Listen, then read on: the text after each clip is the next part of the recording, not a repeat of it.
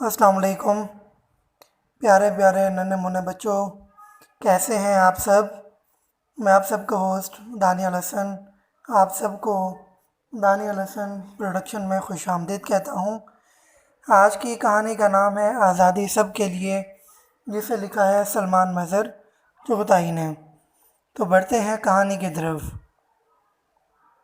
14 اگست کی آمد تھی، فضائیں وطن کے نغموں سے سرشار تھیں، ہواؤں میں سرسبز ہلالی پرچم جھوم جھوم کر آزادی کا پرچار کر رہے تھے، اور کاغذ کی جھنڈیوں کی کھڑکھڑاہٹ آزادی کی نوید سنا رہی تھی۔ یہ تو تھا باہر کا دلکش منظر، اندر کا ماحول کیسا تھا؟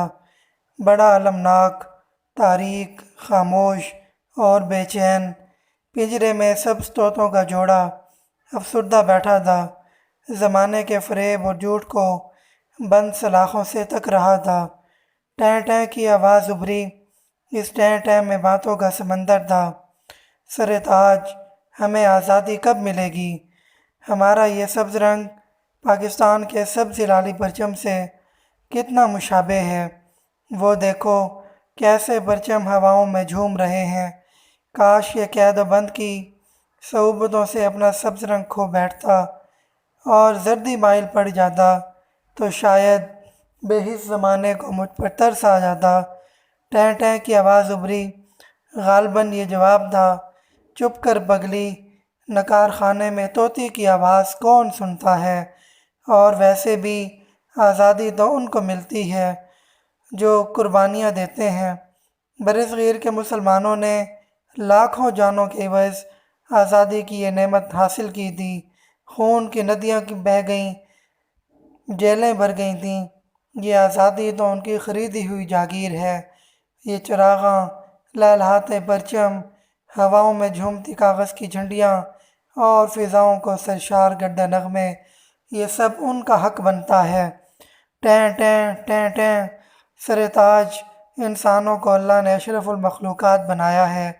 یہ دوسری تمام مخلوقات سے بہتر سوچ بھی سکتے ہیں، کر بھی سکتے ہیں، اور اپنے حق کی خاطر لڑ بھی سکتے ہیں۔ برصغیر بے مسلمان لڑے تو انسان ہونے کے ناطے لڑے۔ میں کس سے لڑوں اس بند پنجرے میں؟ یہ آزادی اگر قربانیوں سے ملا کرتی تو کیا میری قربانیاں کم ہیں؟ کیا میں آزادی کی خاطر کوئی کم لڑی ہوں؟ یہ دیکھو میرے پر سجی خوبصورت چونچ، جل پر لال لپسٹک لگی ہوتی تھی۔ آزادی کی خاطر پنجرے کی سلاخوں سے ٹکرا ٹکرا کر کتنی بے رونق ہو گئی ہے۔ میرے خوبصورت پر جو کبھی پہاڑوں کے اوپر سے اڑان بھرا کرتے تھے تو کبھی کسی سیگل کی طرح سمندروں کے اوپر جھوما کرتے تھے، پنجرے کی بند سلاخوں سے ٹکرا ٹکرا کر کیسے زخمی ہو گئے ہیں۔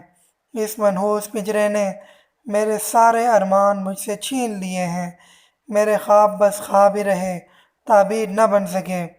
میں سوچتی تھی کہ برگد کا سرسبز درخت ہوگا اور اس کے اوپر سبز ٹہنی کے عین نیچے ایک شاخ پر میرا بنگلہ ہوگا، میرے بچے ہوں گے۔ ان کے ساتھ میں کبھی کراچی کے کلفٹن جاتی، تو کبھی لاہور کے شالامار باغ، تو کبھی ملتان کے شاہ شمس پارک، تو کبھی ناران اور کبھی کاغان کی وادیوں میں موج میلہ اڑاتی۔ ان بے وقوفوں نے مجھے صرف اس لیے قید کر رکھا ہے کہ میں گھر میں خوبصورتی کا باعث ہوں۔ ان نادانوں سے کوئی پوچھے کہ یہ فضائیں کس کی ہیں؟ یہ لاہور، کراچی، ناران، کاغان کی وادیاں، مری کے کوثار اور ملتان بھاولپور کے پارک، سیر و تفریح کے سارے مقامات کس کے ہیں؟ اگر میں آزاد ہوتی تو کیا میں یہاں سے بھاگ جاتی؟ ہرگز نہیں۔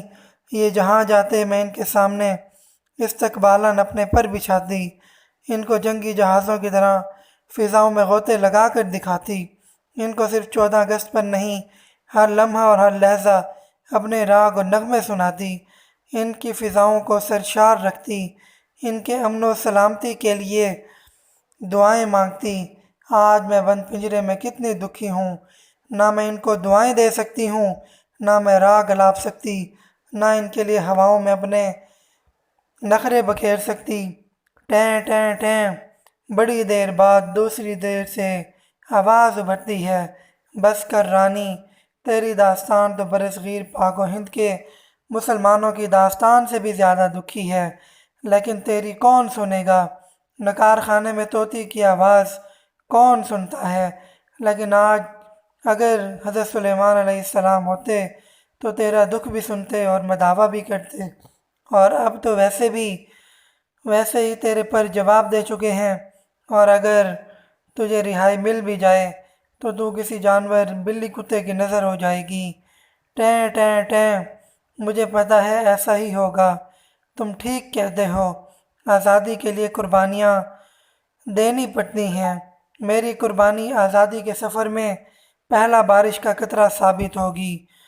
مجھے پتہ ہے کہ میں آزاد ہو کر موت کی وادیوں میں دھکیل دی جاؤں گی، کم از کم میرے آنے والی نسلیں تو آزادی کی نعمت سے مالا مال ہوں گی۔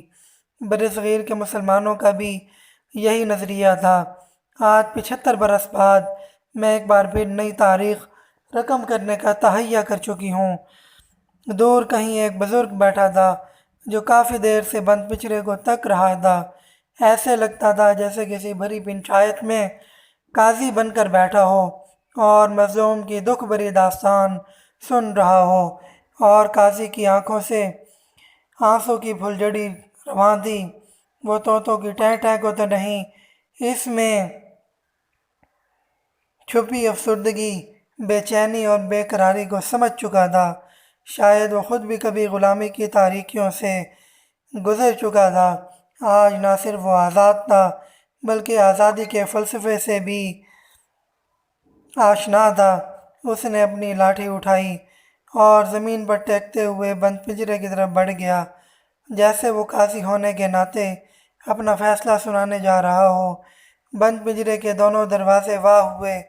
برسوں سے قید مخلوق خدا آزادی کے سفر کی طرف رواں دواں ہوئی۔ بوڑھا منصف ایک نظر لڑکھڑا کر اڑتے طوطوں پر ڈالتا ہے جن کی آئندہ نسلوں کا مستقبل بڑا تابناک ہے، اور دوسری نظر بے حس زمانے پر ڈالتا ہے جو خود تو آزادی کی نعمت سے مالا مال ہے لیکن آزادی کے فلسفے سے ناآشنا ہے۔ تو بچوں، آپ کو آج کی کہانی کیسے لگی؟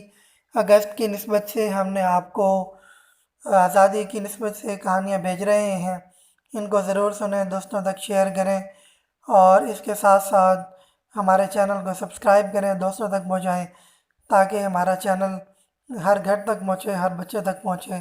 بہت بہت شکریہ، جزاک اللہ، اللہ حافظ۔